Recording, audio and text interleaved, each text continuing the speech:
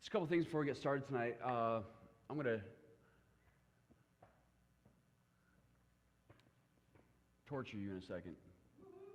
It's going to be painful, actually. We're having a party at my house. I say party. That's what I call it. GL/GNL family coming together at my house. If you want my address, I want to give it to you right now because I want to post it publicly because I do have some enemies, believe it or not.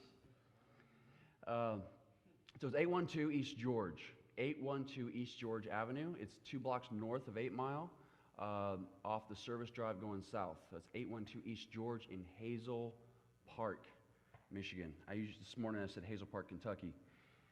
But I'd love for you all to come. We're going to feed you. I'd like a couple things to happen. One, I want the GL family to be encouraged by you all.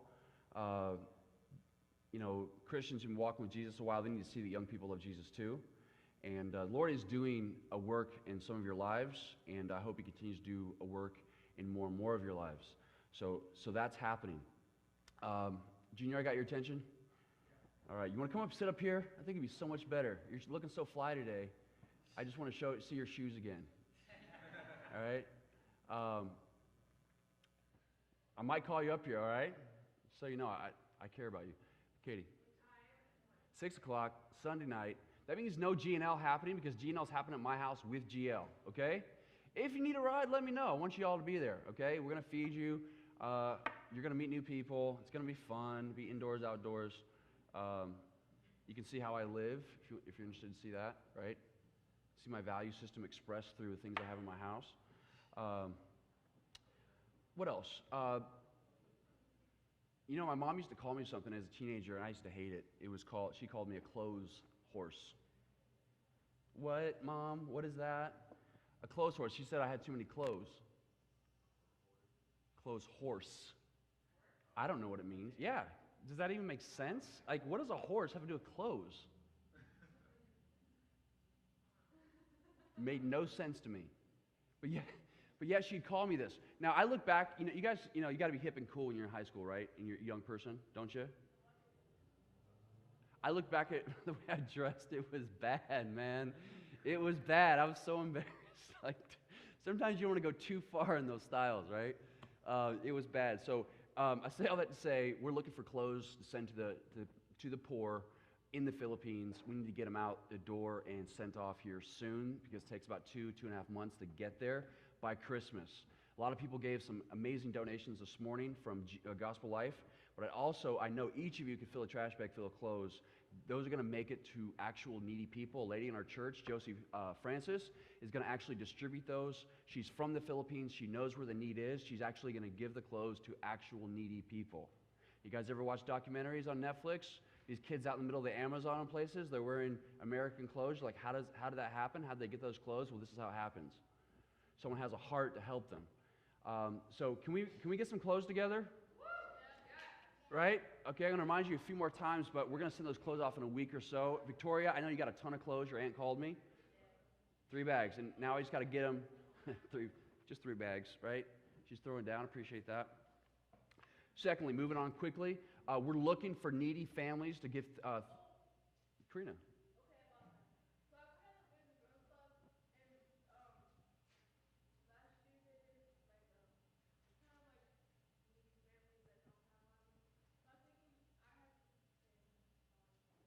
Some what? For the turkeys? Yeah, absolutely. Let me tell a story. I told you this last time. When more people here, I want you to hear this. So here's 2 stories. We gave out a turkey basket. The guy opens the door. Here comes all this marijuana smoke. He's like, whoa, dude. Right? He's like, this is like, munchies sent from heaven.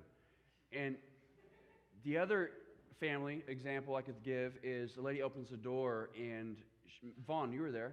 Remember this lady? I think you were there. She gives you a hug. She's crying. Was that meaningful? Yeah, and so this lady's actually tearing up because she didn't have a Thanksgiving meal for her family. So if I had to choose between the two, guess who I would prefer to give turkey baskets to? The latter, right? Not so much, you know what I mean? Now, if I had to choose, it's going to be the latter. Now, not to say the first guy is not needy, but I would prefer to get it to families, to children who otherwise would not be able to have a Thanksgiving meal memory made. Okay? We try to get, so if you can be looking for actual needy families, I would be really appreciated, okay? People preferably that you have a relationship with, and we want to throw down and help out. So that'll be coming up here real quickly. Pop quiz. When's the party at my house? When was that? 28th. Close, right? 20. Yeah, but still, you're in the ballpark, right? It's on a Sunday, 6 o'clock, my house, 812 East George. What? Okay. All right, young people, before I persecute you and torment you, Gospel Life is doing a fast this week. Prayer and fasting. And the idea of fasting is we're communicating to God, hey, this is something we desire with intensity. We're willing to sacrifice something for something far greater. So I want to remind you, I have these prayer cards here. I would wonder if even young people could actually sacrifice a meal in order to pray this week. I think you guys can do it. I think you guys, maybe you've never done something like this before, but set aside, instead of eating a meal, say, you know what, I'm going to sacrifice that meal to get on my knees before God and pray that God would break us off with His Spirit. Now, I read a passage this morning. I want to read it again tonight just to illustrate what I'm talking about. And this, a lot of theology going on in this passage, but please listen carefully. If you're here this morning, just listen again. This is an intense passage in Matthew chapter 11, beginning verse 20. Then Jesus began to denounce the towns where He had done so many of His miracles, because they hadn't repented of their sins and turned to God. What sorrow awaits you, Chorazin and Bethsaida? For if the miracles I did in you had been done in wicked Tyre and Sidon, their people would have repented of their sins long ago, clothing themselves in burlap and throwing ashes on their heads to show their remorse. I tell you, Tyre and Sidon will be better off on Judgment Day than you. And you, people of Capernaum, will you be honored in heaven? No, you will go down to the place of the dead. For if the miracles I did for you had been done in wicked Sodom, it would still be here today. I tell you, even Sodom will be better off on Judgment Day than you.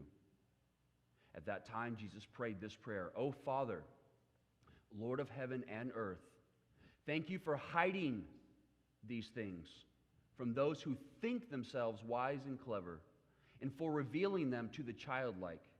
Yes, Father, it pleased you to do it this way. My Father has entrusted everything to me. No one truly knows the Son except the Father, and no one truly knows the Father except the Son, and those to whom the Son chooses to reveal Him. Then Jesus said, Come to me, all of you who are weary and carry heavy burdens, and I will give you rest. Take my yoke upon you. Let me teach you, because I am humble and gentle at heart, and you will find rest for your souls. For my yoke is easy to bear, and the burden I give to you is light. This passage is teaching us that there are certain areas, communities, towns, neighborhoods that have harder hearts than other places. We're talking about people where Jesus would come in and do miracles, heal people completely, and yet instead of falling down on their knees and worshiping God, repenting of their sins, listening to the preaching of the kingdom and changing their ways, they just hardened their hearts. In fact, Jesus went back to His own hometown of Nazareth, tried to perform miracles. You know what His own hometown did to Jesus? They took Him out on a cliff on the edge of town and tried to throw Him off. They tried to throw Jesus off a cliff. Now, you imagine today, you say, well, I've never seen a miracle. I'm struggling with whether or not God exists. But here is recorded the fact that they saw miracles. They saw it absolutely. And yet they hardened their hearts and said, I still want to go my own way. And if I could, I would kill Jesus. In fact, we ended up doing that, didn't we? It's called the crucifixion. Imagine how much of a messed up world it is where Jesus, God, who's the creator, returns back to his creation, and the end result is we murder him. That's what's in human hearts. That's what we're all battling against. If you're a Christian, you're involved in that battle. If you're not a Christian, you're like going where the day takes you. We'll see how your life turns out. But Jesus goes on to say in that passage, things about the reality of God are hidden. Not everybody can see it. We think it's not, just so you know, young people, I say this all the time, it's not through logic or philosophy. It's not through scientific evidence, what we would call the verification principle, that people ultimately experience the transformation of the gospel. Ultimately, people come to believe that God exists and that Jesus paid the price on the cross for their sin personally because God reveals it to them supernaturally. And he reveals himself to individuals through the preaching of the gospel. That's how it goes. It's supernatural. So you say, what? God the Father hides himself from people? Yes. He hides himself from the religious and reveals himself to the childlike. So some of you are still have a soft heart. You're not hardened by making bad choices all over the place. Your hearts haven't yet hardened, and you're still sensitive to the Spirit's call in your life. He goes on to say that he wants to do good for us. So here's what I'm asking for.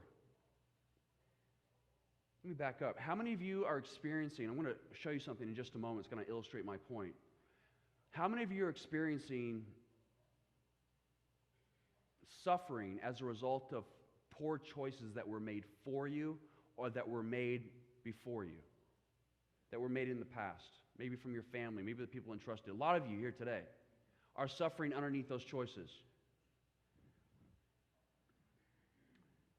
Jesus says, I came, we're singing these songs about the Father, what the Father's like. He makes a way for us. Young people, God the Father, if you don't have a strong father figure who has wisdom, who has counsel, who provides, who protects, who preaches to you. I have to stop and say this. I love what Cliff did at the men's retreat the other day. We're going around, the men are telling each other, hey, what do you do? What's your job? What do you do for a living? Trying to get to know each other. And Cliff says this.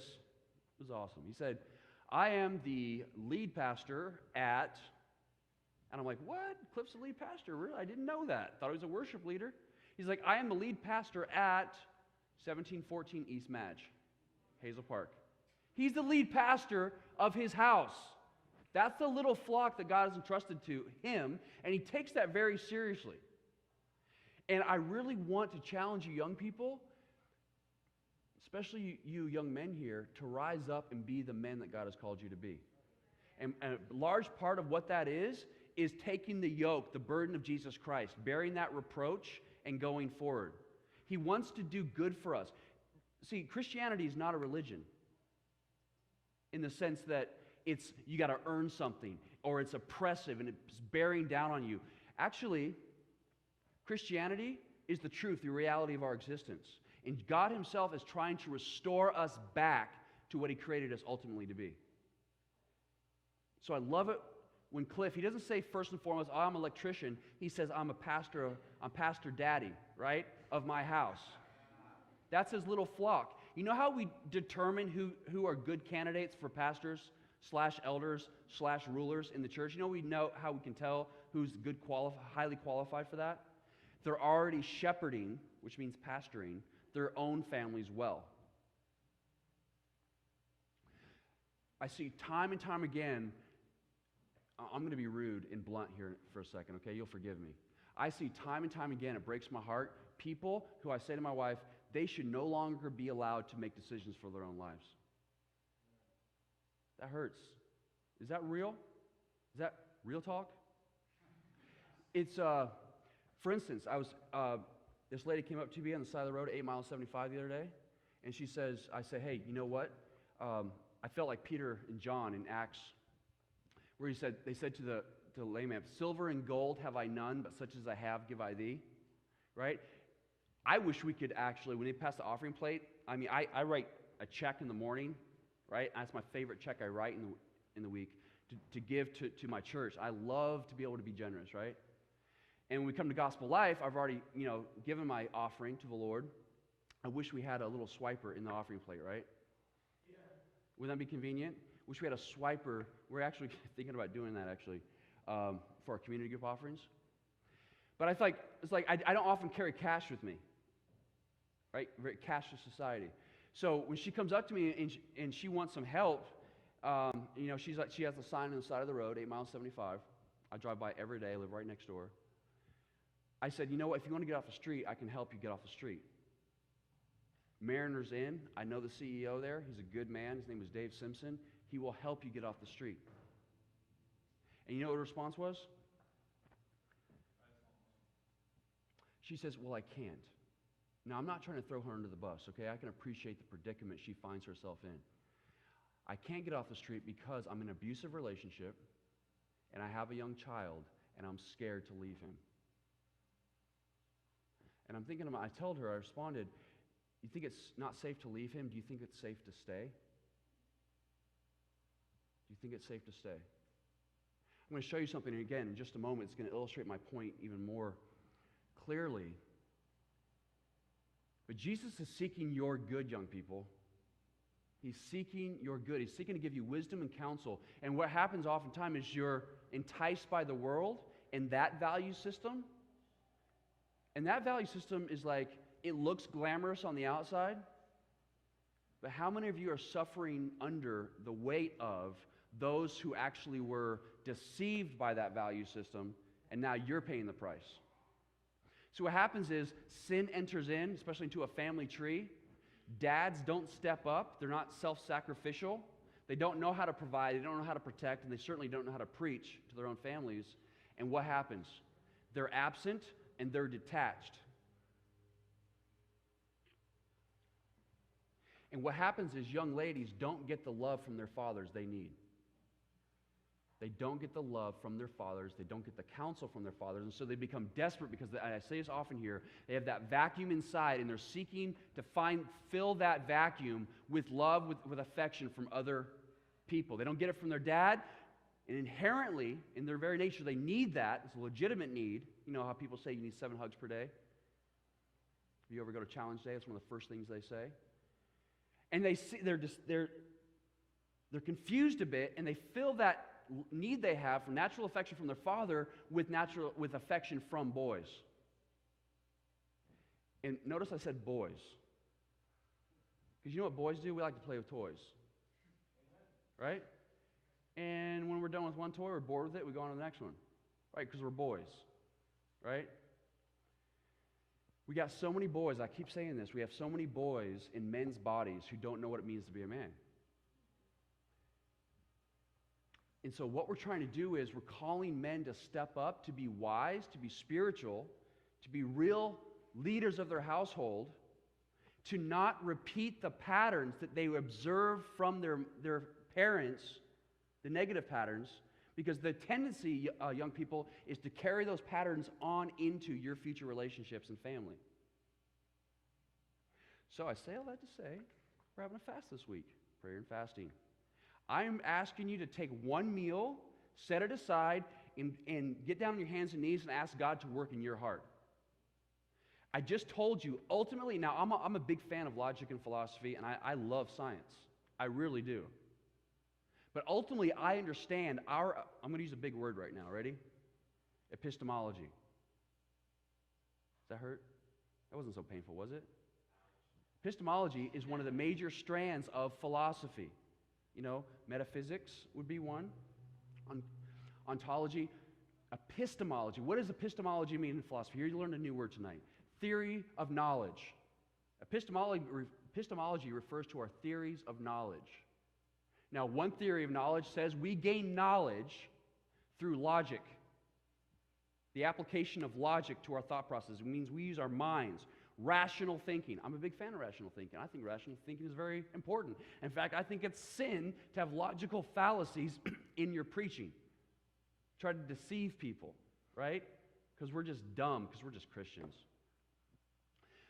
There's also another theory of knowledge that people hold to tightly, which I'm also a fan of, and that is the scientific method. The verification principle. Something doesn't have the right to go from the status of belief into having the status of knowledge unless it can fulfill the requirements of our epistemology. So the requirements of your epistemology, if you're a rationalist, it has to be logical. If your theory of knowledge is scientific method, it has to be able to be verified, right? It means we can test it. We come up with a hypothesis, we create controls, right?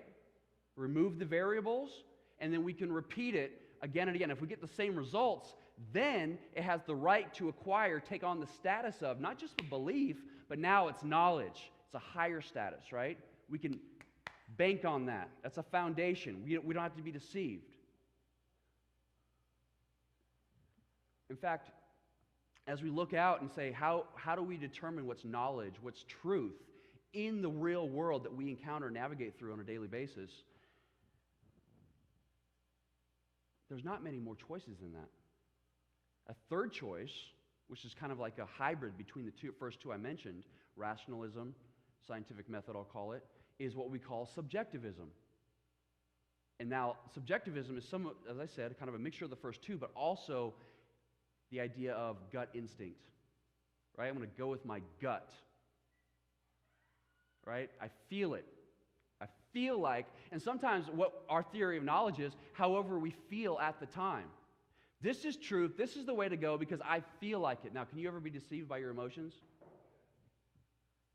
Why? Because your emotions are a mirror of the environment you're in or whatever you're focusing your mind on at the time. Ultimately, all three of those theories of knowledge that I just laid out will lead you astray, can lead you astray when it comes to ultimate questions that we have to answer in the world. For instance, the scientific method cannot tell you what beauty is. Can't tell you what beauty is. Scientific method cannot tell you what right and what wrong is. Scientific method has led us to things like, well, it hasn't led us to things like, but has led us to grasp and acknowledge theories like survival of the fittest. Now, do you realize survival of the fittest, at its core, is ultimately pure selfishness? Do you realize karma, at its core, is mechanical retribution with no grace and no mercy? If I had to choose between grace and karma, I'm choosing grace every time. Because if karma's real, we're all going to hell. Grace is amazing because it's getting something we don't deserve. We say, oh, my sin's little, it's not significant compared to some other people, but according to God's view, it's heinous to Him. It's disgusting to Him. So, what Jesus is saying there in Matthew chapter 11 is that God reveals Himself to people, to the childlike, to the humble. Humble yourself before God and He will lift you up. You will seek me and find me when you search for me with all your heart. People going all the way through life and say, I don't see God anywhere. Show Him to me. Because you can't see Him if you have pride. Right? You're like, show me God. Prove it. You know what the Bible's answer to that question is? Show me God, prove it. Look for Him. He says, seek me and you'll find me. Right? God's like, you know what? I'm not so desperate that I'm like, please find me, please find me. Oh, you know what I mean? And He is also saying the creation is reason enough to believe in the Creator. It says in Romans chapter 1:20 there, so that they are without excuse, because the whole creation declares His eternal nature and Godhead. Well, let's talk about nature for a second. Well, before I get there, let's say, I want you to know, ultimately, you're going to come to know that God exists because you humble yourself and you cry out to God, Lord, please, would you show yourself to me? And often He reveals Himself through the Word. The Spirit of God reveals Himself through the Word of God. Well, let's talk about nature for a second. I said this last two sermons in the morning, but I want you young people to get it as well. Let's talk about creation. Now, I believe in creation there's a creator. And so when I look out at creation, because I believe in a creator, right, I'm interpreting all the phenomena that I encounter and observe through the lens of God created this. So it's very easy for me to see the handiwork of God. Now, if your lens is there is no God, and all I believe is in naturalism or materialism, scientific methods, survival of the fittest, it's going to be very hard for you to see God, because guess what? God designed it that He is found through faith. That's what He has decided.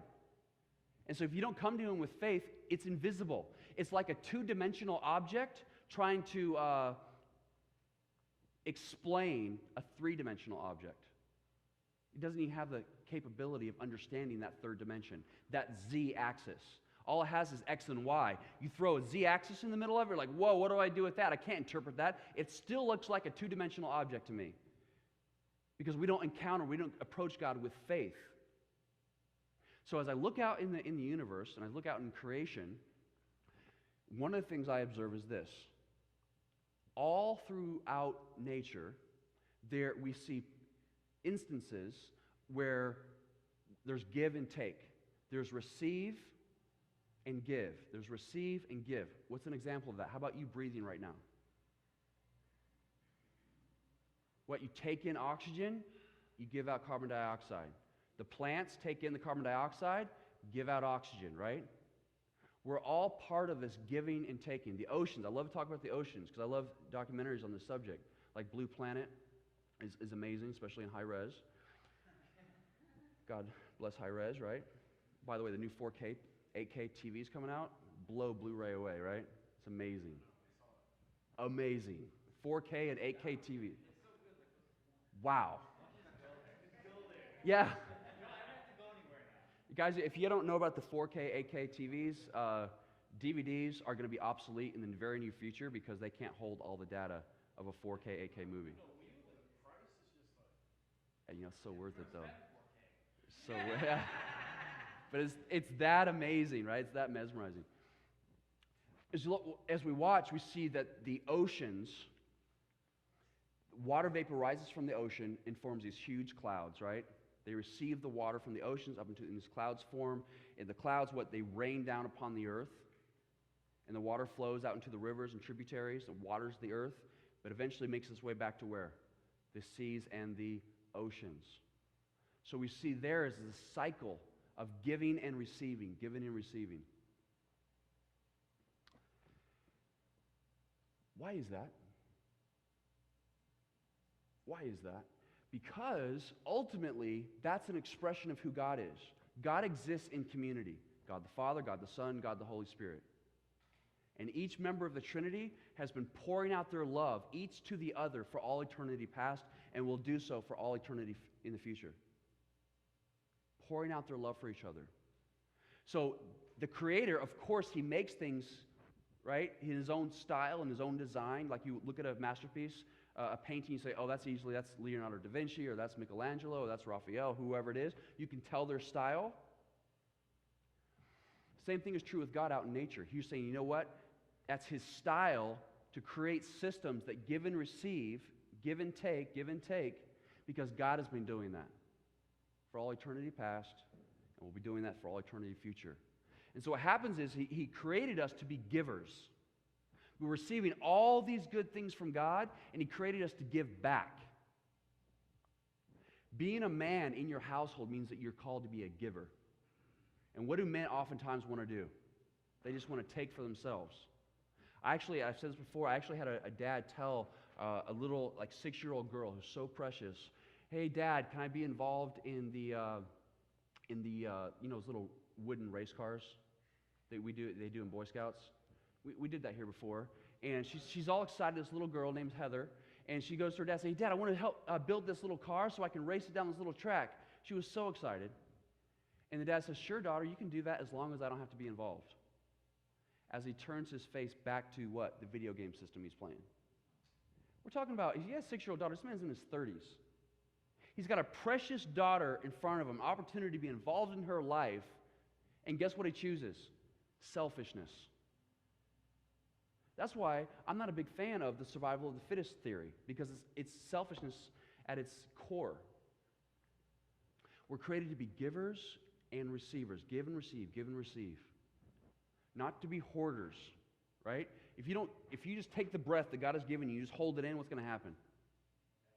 You pass out. You're going to die if you don't get oxygen. We're created to be part of something. So when God gives us his new nature, he calls us out to himself, what is he doing? He's inviting us back into being part of his restored creation. God's original intention for us was that we would be part of being givers because he's a giver. He gives of himself. And through sin entering into the world, we become selfish and all about taking. And you can bring this idea of just taking into your relationships. Oh, I want to break up with this person because I'm just not getting anything out of it anymore. It's inconvenient.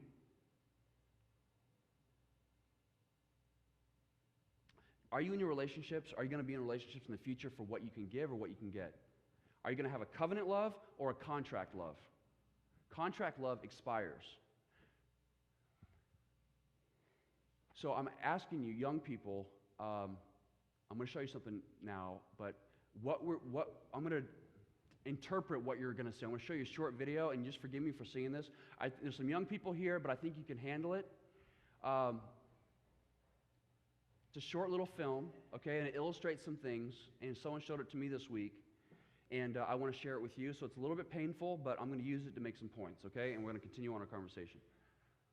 Can we kill the lights also, Nathan?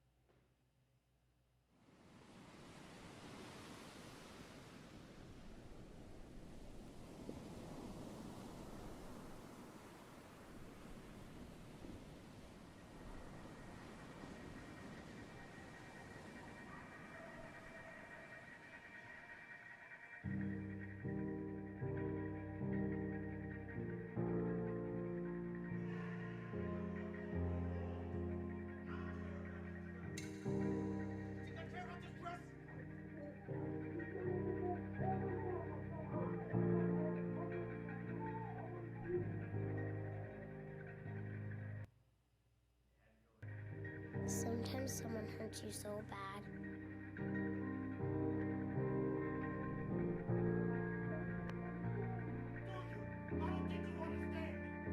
It stops hurting at all.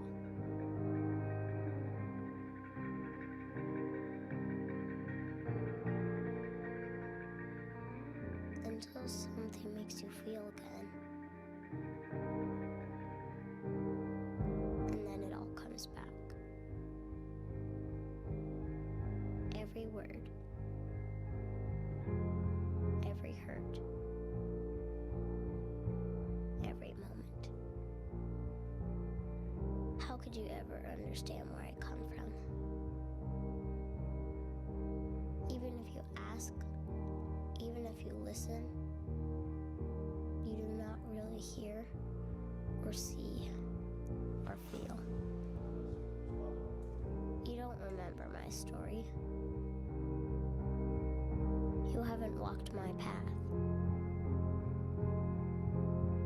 You haven't seen what I've seen.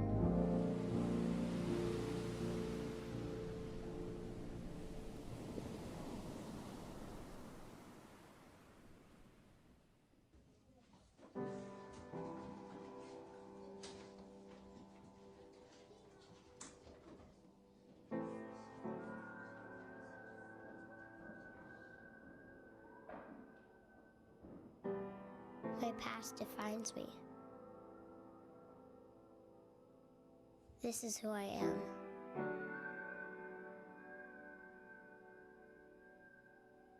I am unseen, unheard, unwanted.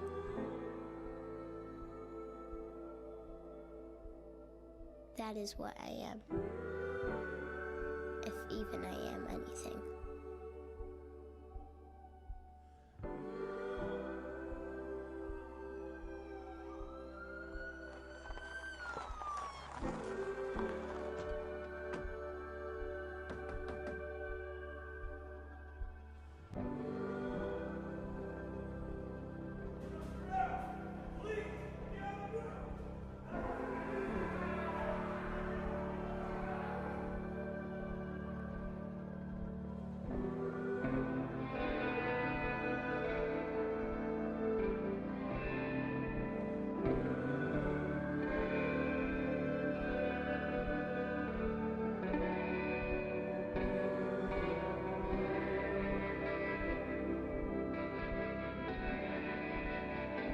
It seemed like the same thing that held me up forced me down. And the world turned upside down, and order disappeared.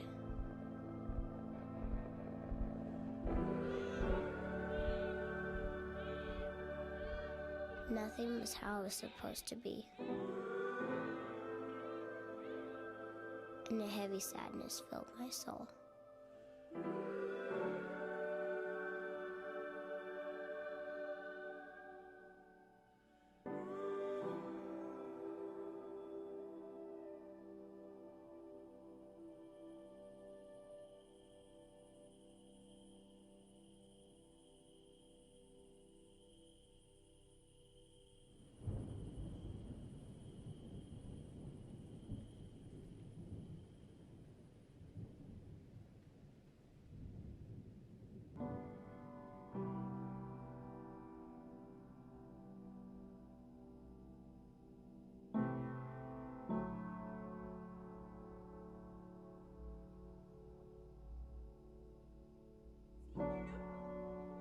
Deeper and deeper I fell within myself.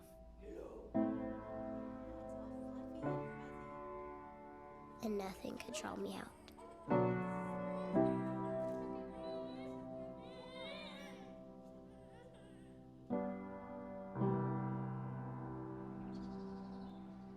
Trapped in the misery of my life. Lost in the sorrow of my soul.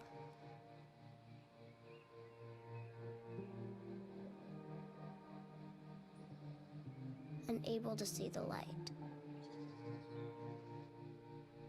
Unable to see the dawn.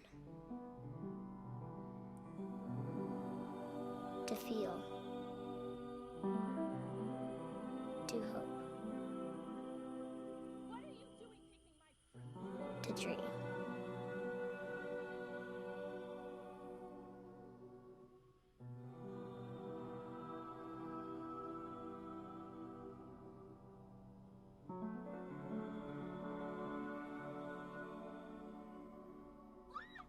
And I found the darkest days of my life kept coming.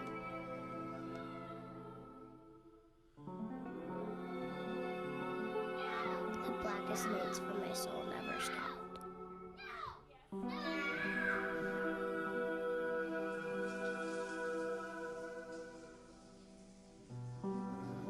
It seemed like it was always nighttime and nightmares, and never morning. And maybe you wonder why, but mostly you try not to think about it, and try to get by, and try to survive. And all the other stuff seems so much like nothing, compared to just wanting the most important things back again. Like wishing you could see your mama's smile again, and hear her sing that one favorite song that always calmed you down when things were all messed up. Or if you couldn't have her back, at least get to take care of your baby brother. 'Cause you know he needs you, and he's gonna be so scared all alone. And who's gonna hold his hand and whisper it'll be all right to him? And who will whisper it to me?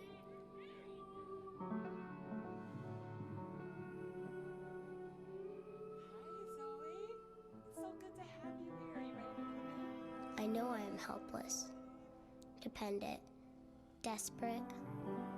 But what happens when those you need the most threaten your very existence? I've heard plenty of promises, and they all sound the same.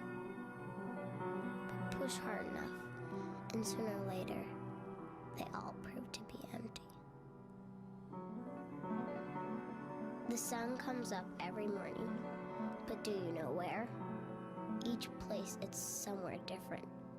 It's hard to find east when you keep moving around. But at least it comes. It always comes. I've come to depend on that.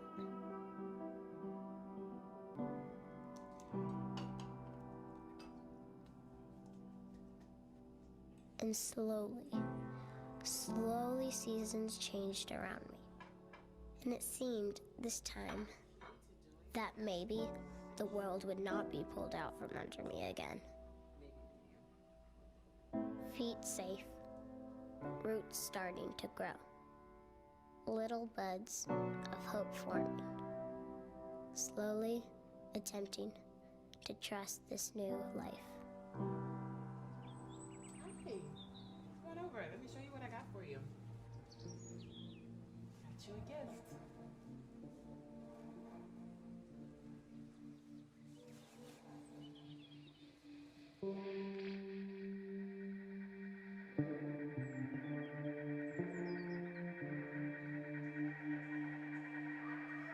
I don't care about your dress. You think I care about your dress? I don't think you understand me, do you? I don't think you understand me. I wish someone would tell me it's gonna be Every okay. time I come home, I swear to God you touch me again, I will kill you. Touch me! I don't care about that one day. Maybe I feel normal. That I won't always be alone.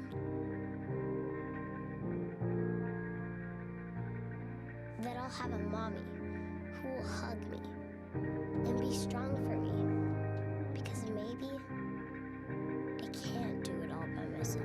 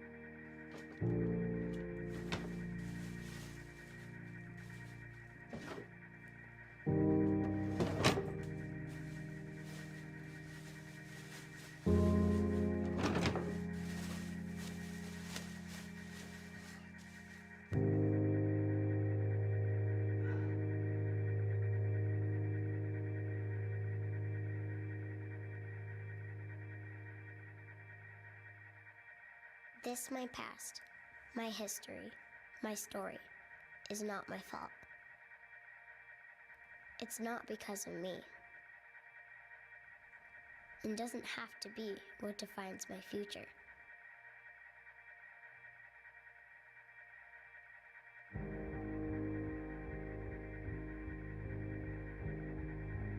I am lovable. I am worthy of care. And that glimmer of light, it makes all the difference.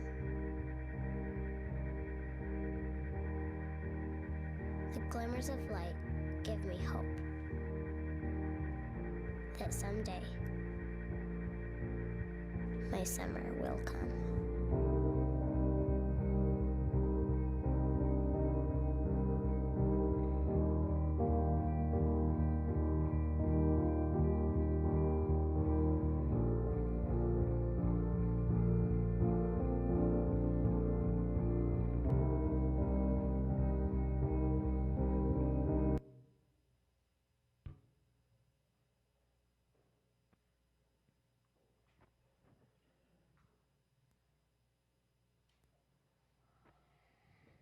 So what'd you think?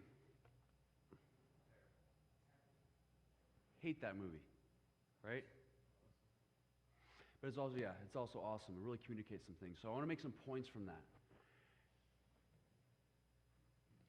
One of the things I want you to observe from this is, do you see how the cyclical nature we saw in that film? She's acting out. She observes her dad hitting her mother. What does she have a tendency to do? She has this anger too. She's not being loved. She sees how you express that hurt and that pain through outbursts of anger. What does she do? She rips pages out of a book. What else does she do? She throws a stereo off the ledge, which I think is hilarious. That's what that lady gets for yelling at that little girl. That's my, knee-jerk response. What? Yeah. It's old school, man. Analog. What else? What other outburst? That lady gives her address and she has these flashbacks and she starts hitting the lady back, right? I hate you. What has she seen her father telling the mom, essentially? I hate you. Do you see that, how that pattern's being repeated? So let's fast forward a little bit. Junior, you coming back? Let's fast forward a little bit. What happens, young men, if you're dating a girl that's her background?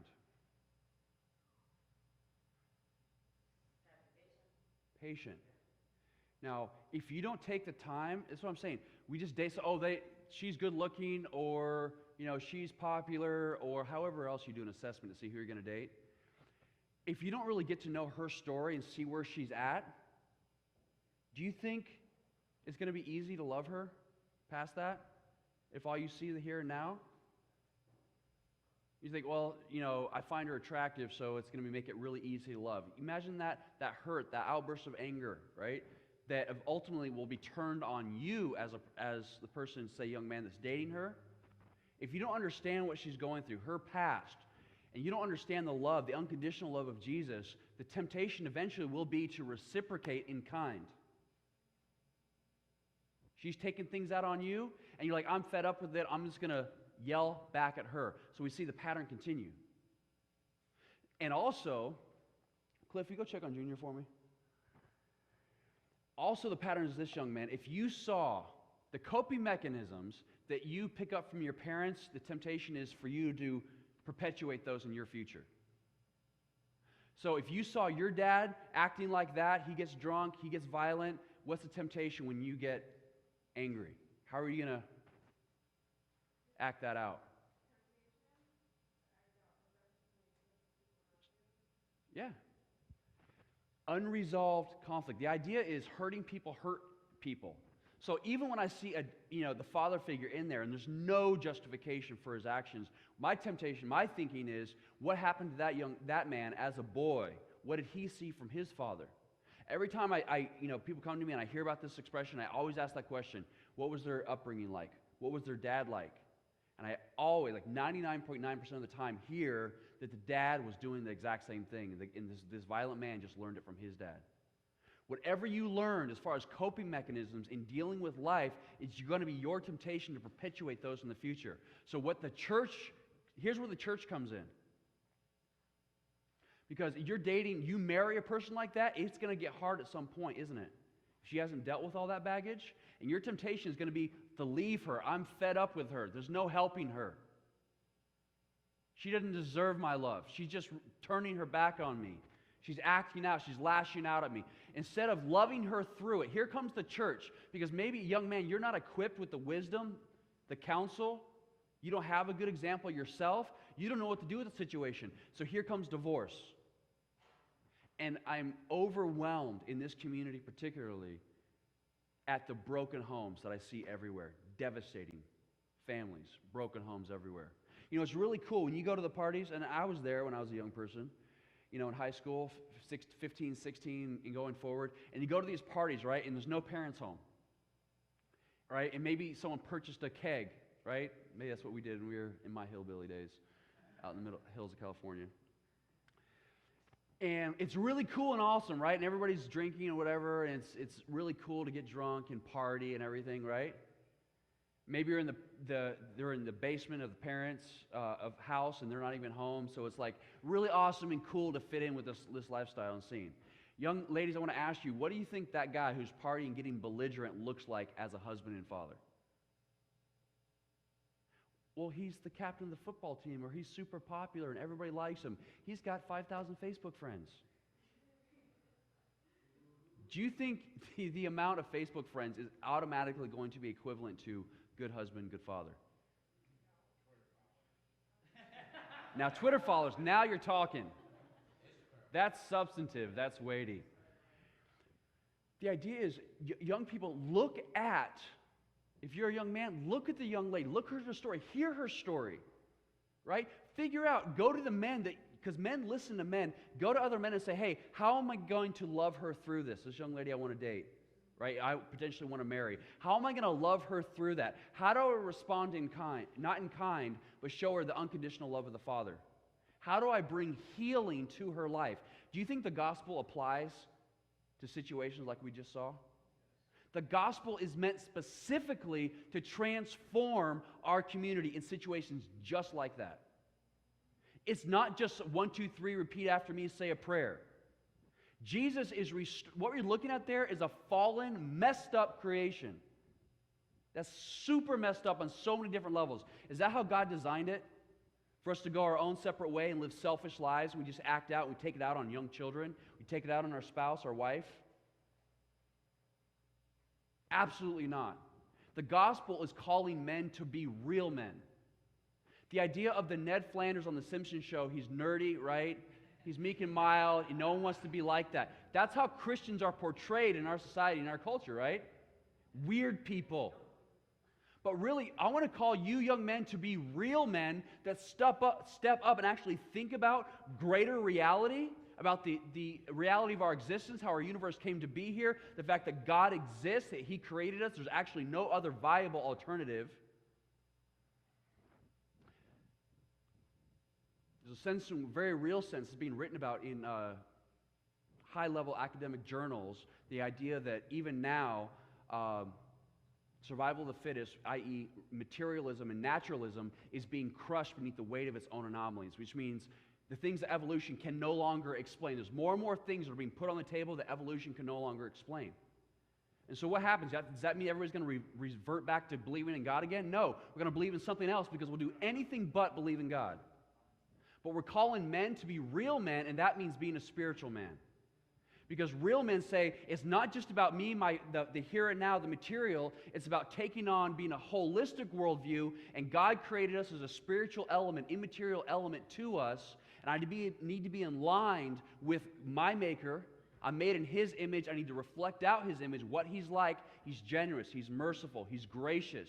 He has unconditional love. I need to bring that God-like character into my relationships in order that ultimately His glory can be proclaimed and so that our communities can flourish. We want to bring God glory. Bring Him glory and bring our good. So I'm tired of selfish men, and I'm so tired of seeing people make terrible decisions. It's so tired of hearing that couples are bringing new people into the world with absolutely no means of being able to take care of them. Absolutely no. You think about the hardship they're going to have to live under. And it's so easy, like, that's so selfish. I'm going to date a person. I'm going to do whatever I want. I'm not going to think down the road. That is not a man, young ladies. That is a boy. That is a child. And you're risking your future and another generation after you's future. And we do it so cavalierly, because it's cool. It's what everybody's doing. The temptation is broken homes lead to what? More broken homes. That little girl in that story, what's the temptation? She's not getting the love she needs, is she? She goes from the first foster home, you see her go to the second foster home. The second foster home looks better. I mean, I can't even believe that stuff actually happens. Taking little children and putting them in icy cold showers as a means of punishment. Do you think that's going to teach her anything? That's just taking that foster parent is just taking out her anger on this little child. And the cycle perpetuates. That's a tripod falling down, so it's not a big deal. Scared you though, didn't you? You're on the edge of your seats. That was dramatic. You ever listen to sound effects off in the distance to match the drama going on in your life? I had a friend who would always do that. Like, yep, that was for you, Timothy.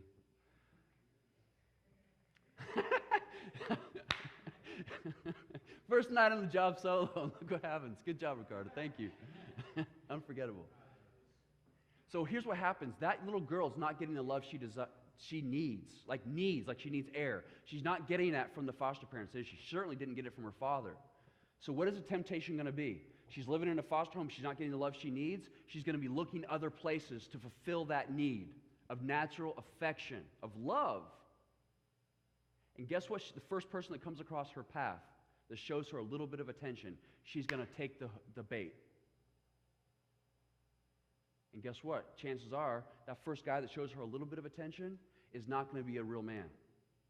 And so guess what's going to happen? She's going to end up marrying or dating, getting pregnant by the very guy that looks just like the father who was so abusive to begin with. How many times do young people date or marry someone that looks just like their parents in so many different ways? Why is that? Yeah. And because, you know what? Because that's what's familiar to them. That's what they grew up with. It's what they know. It's how they identify themselves. It's what they've seen. It's what they perceive as what their self-worth is. I was told I was treated like I was worthless and nothing. Therefore, I must be worthless and nothing. Therefore, I don't deserve a man that's going to treat me right. You think, how messed up is that? But that's the society that we live in. The gospel is supposed to create a called out people of wisdom, self-sacrificial love, to help correct situations like we just saw. And I really want to put the burden, as I often do, on the men tonight, the young men. Are you going to perpetuate the folly that maybe that you experienced growing up, or are you going to rise up to be real men?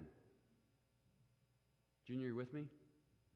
Are we going to rise up to be real men? Here's how, and I say it oftentimes, I'll say it again tonight. What is the definition of masculinity? A man is someone who does what? Provides. Takes responsibility. Now, what does Adam do in the Garden of Eden? He blames God, he blames his wife, and then what does he after that? He hides. I don't want to face it. I don't want to face the situation. I don't want to do the right thing, so I'm going to run from God and try to hide because I'm a coward. Junior.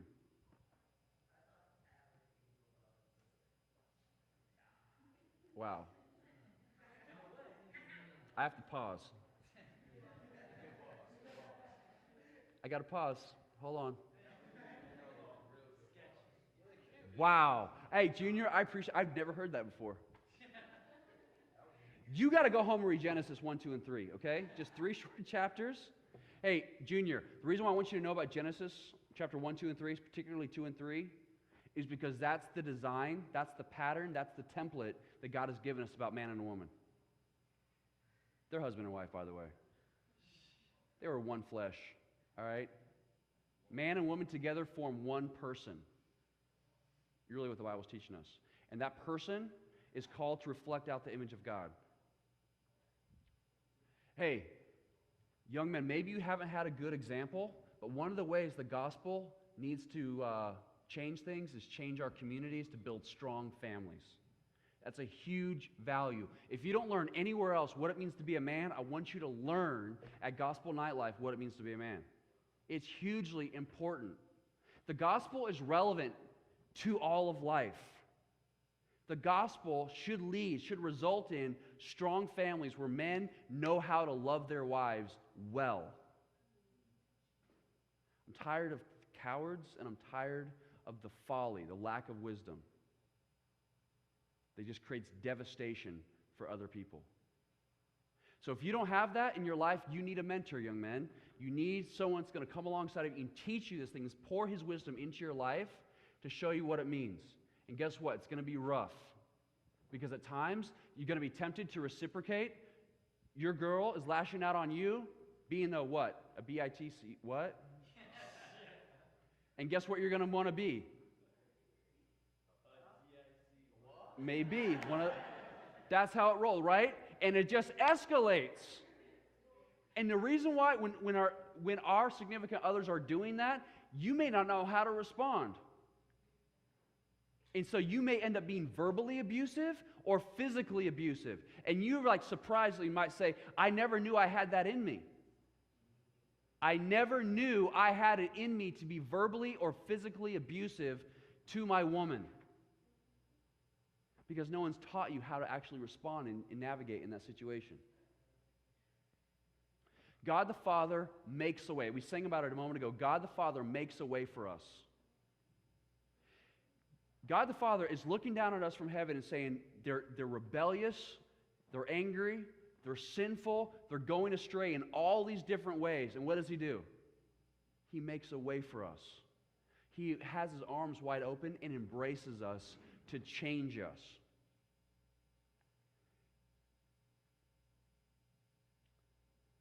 I'm going to end with this.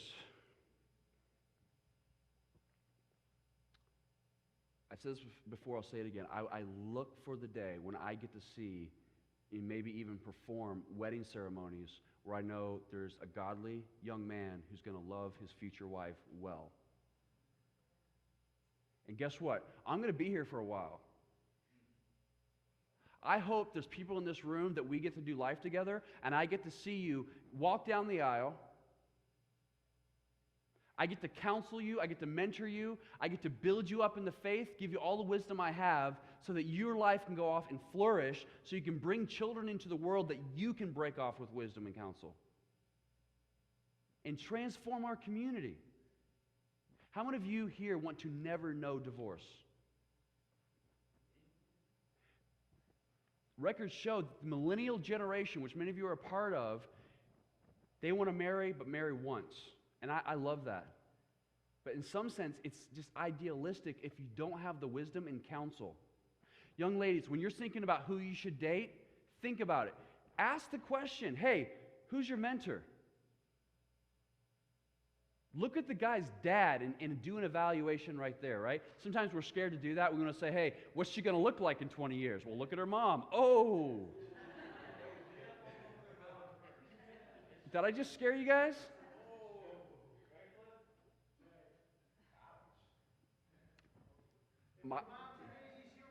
Yeah. You know what? I look at my wife's mother, my mother-in-law. She's an amazing lady. Now she's an amazing lady. Now she's kind of crazy sometimes. My wife is kind of crazy sometimes, but in a good way, right? She does zany things. Like I tell you a time my wife just really got mad at me because she's told me, take this aluminum earring she had in her ear to unlock the Volvo we had, that we locked our keys out of the car. She was utterly convinced we could unlock this door by picking the lock with a cheap aluminum earring. And she was mad at me that I wouldn't even try it. I'm like, Rebecca, this is nuts. We're calling AAA. It's like, no, we don't have to wait for them. Just take my earring. Oh my goodness. But hey, no. No. She was mad at me though. I'm like, I love you, Rebecca, but no, that's not going to happen. That's not going to work. But hey, look at their parents to get an idea what they're going to be like.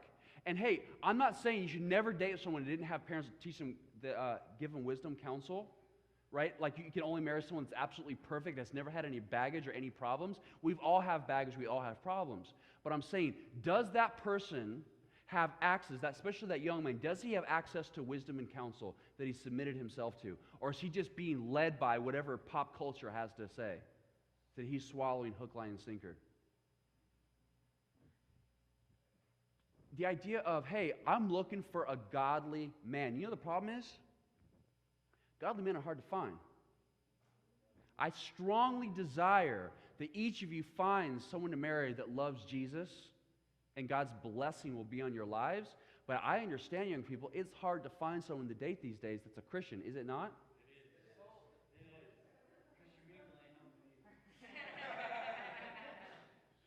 Hey, can we start?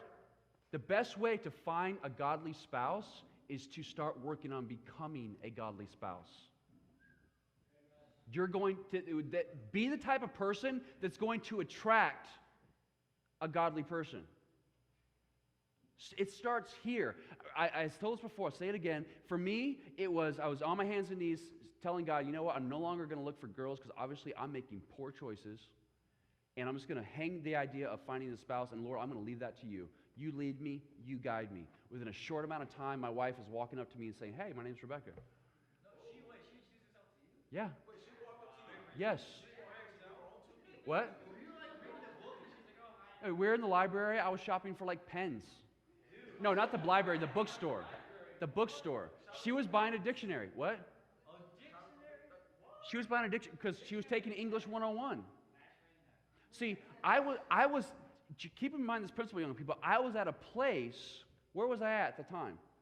I had been way far away in bad stuff. But guess where I found myself when I started to follow God? I found myself in college. Guess who else was in college? My future wife. I say, if you want to find a godly spouse, go become the type of person that goes to the type of places where these people are. Now, in the future, I hope to hook up with some other youth groups, if you will, in different churches, and hopefully in the near future, we'll do our open mic night with some other churches, and it's going to be a much bigger crowd. Those things are coming, but in the meantime, young people, can you stop being so desperate to find another spouse that you'll take the first person that comes along?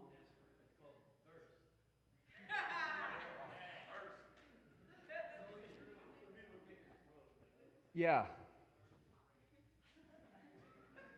Hey, so I'm not trying to be too heavy on you tonight. I want to throw in some humor from time to time. But hey, it's going to thrill my soul to see your feet placed on a rock, to be in a strong relationship that reflects out the glory of God.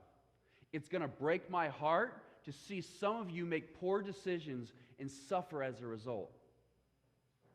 I don't want to see that. It's going to, you know how parents tell their kids it's going to hurt me more than it hurts you?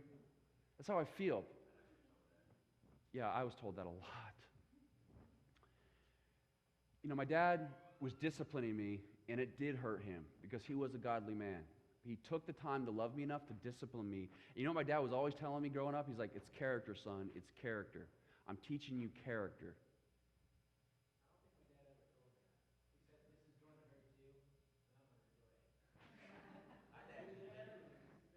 These things ought not to be.